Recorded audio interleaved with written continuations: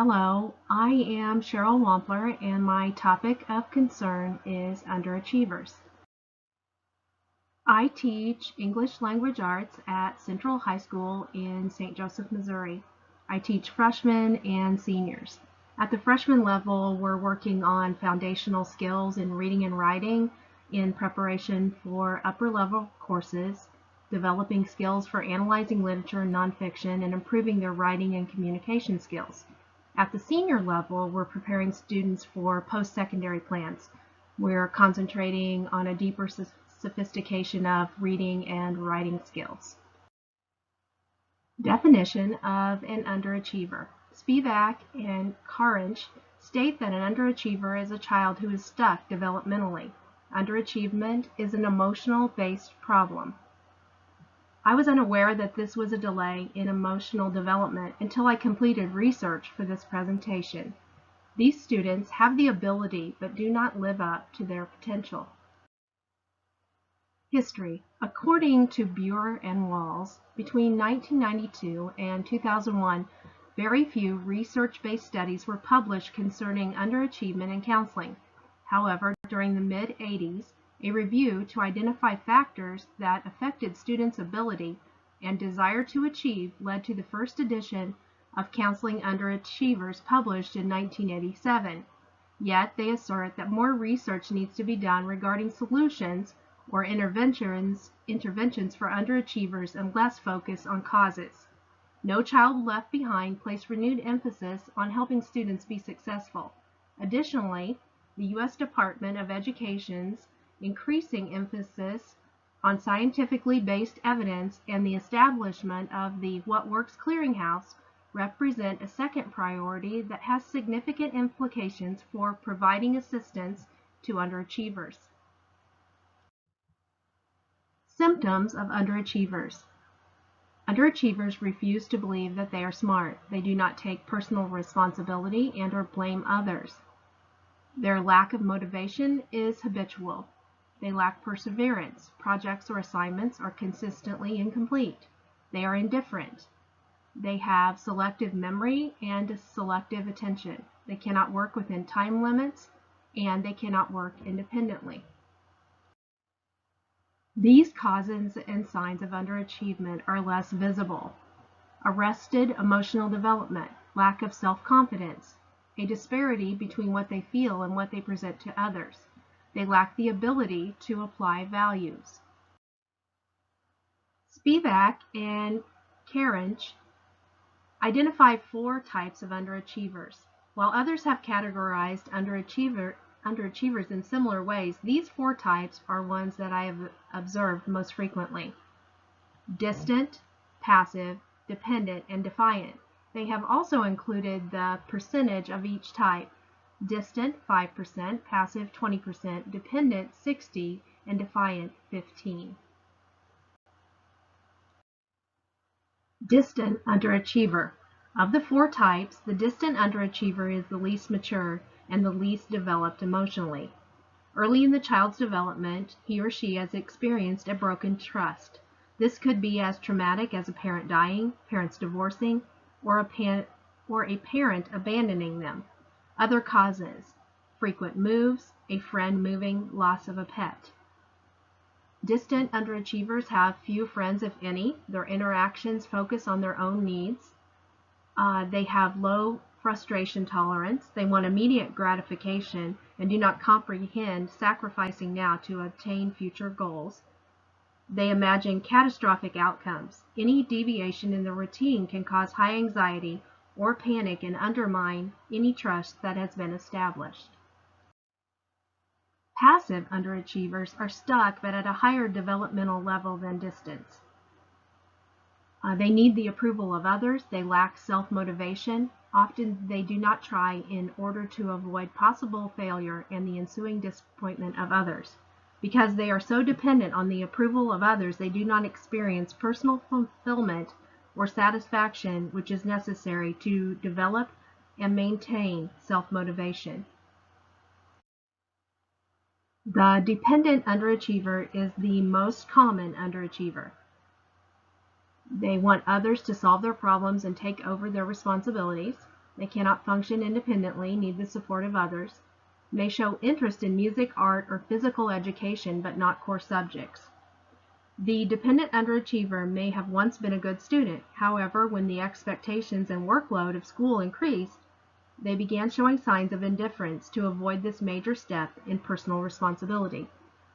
The authors also say that they are the students that often wait till the last minute and tell their parents that they have a project due, and the parent will jump in and do it for them, thereby taking over the student's responsibility.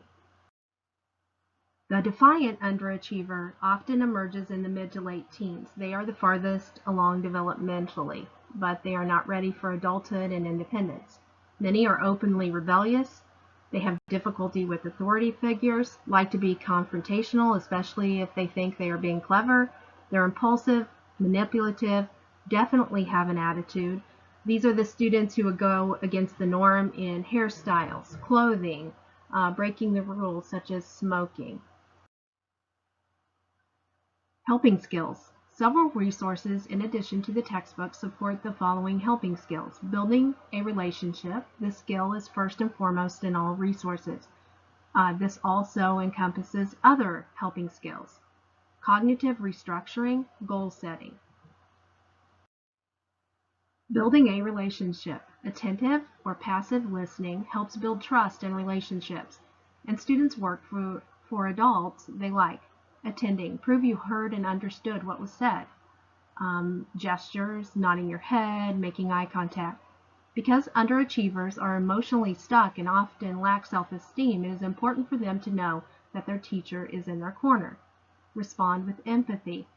According to Bruns, caring supportive attention is helpful at all ages. In this picture, you can see me welcoming back a student that had been absent for some time.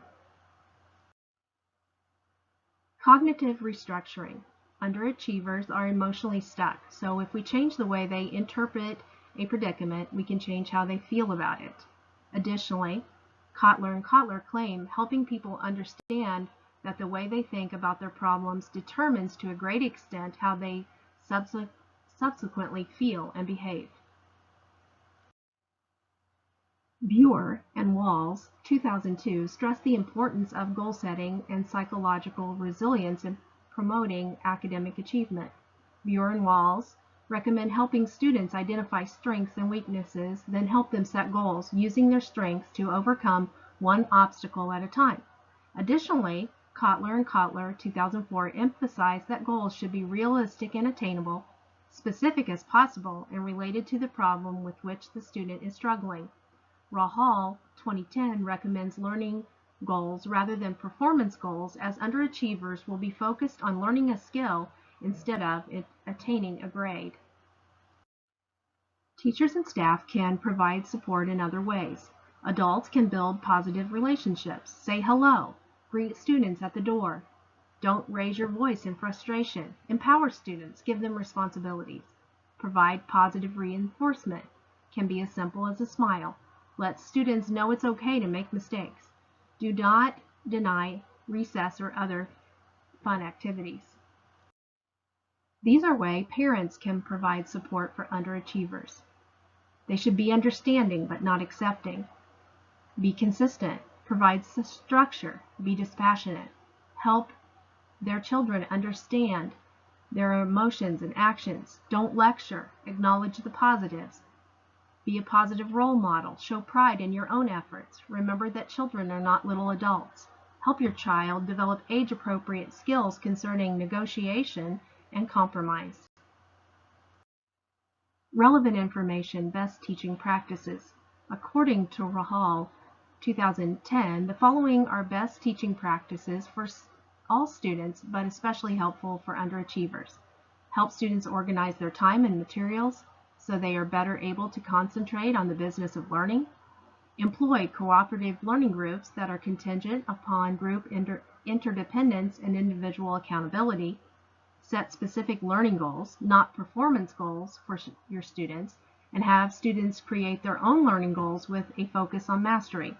Provide students with choices in what they will learn and how they will demonstrate their understanding.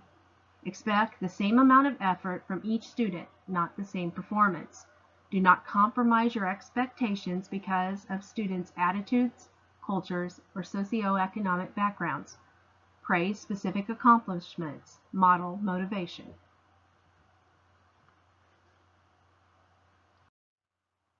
Hypothetical story. Katie is an underachiever.